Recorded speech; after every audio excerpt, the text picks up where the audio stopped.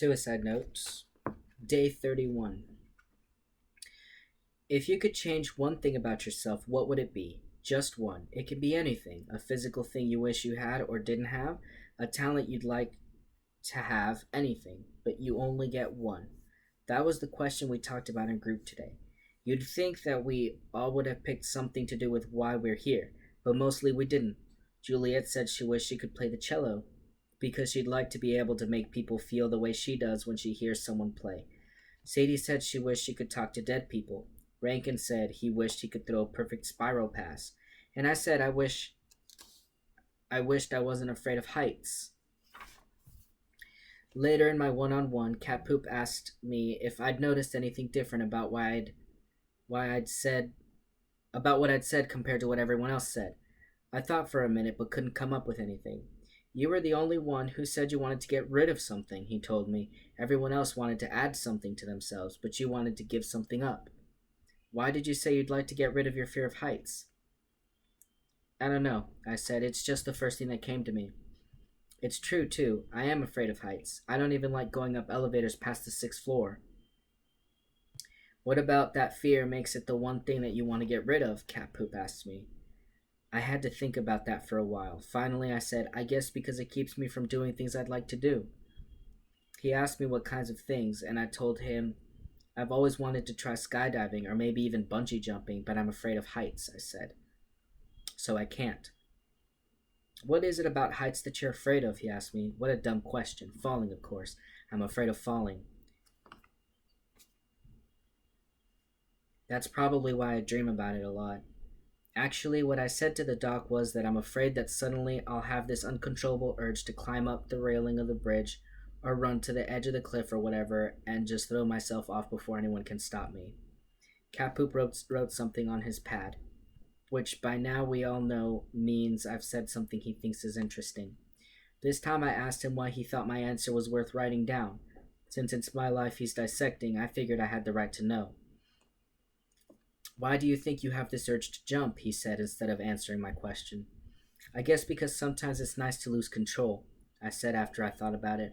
I feel like I'm always trying to keep control of my life. Sometimes I'd like to be able to just let go and fall.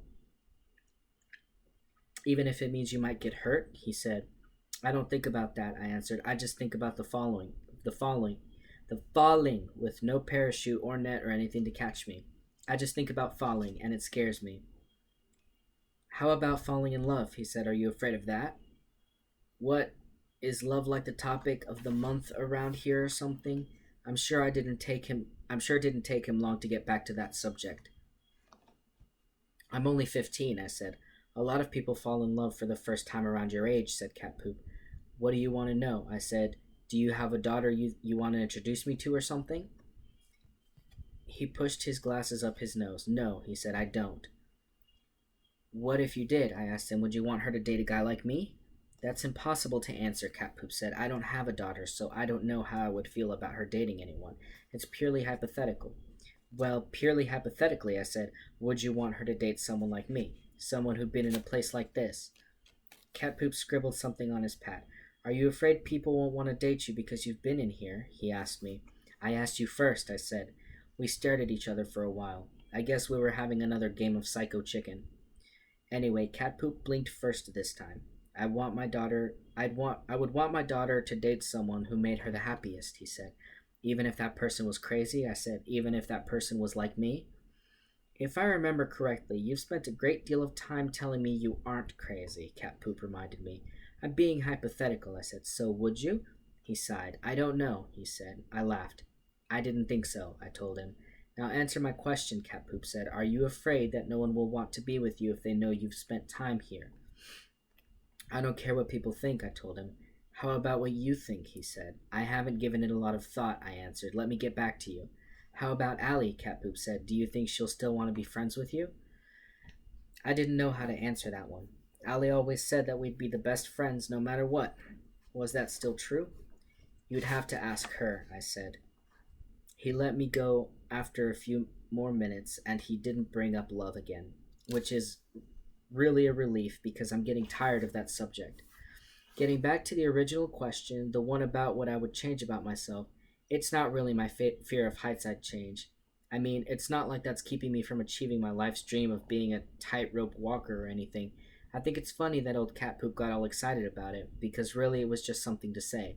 The truth is, I'd like to have a tail. Seriously, not a dog tail or a pig tail or anything like that. I want a monkey tail. A long one that I could use to pick stuff up with and hang by. I think that would be completely cool.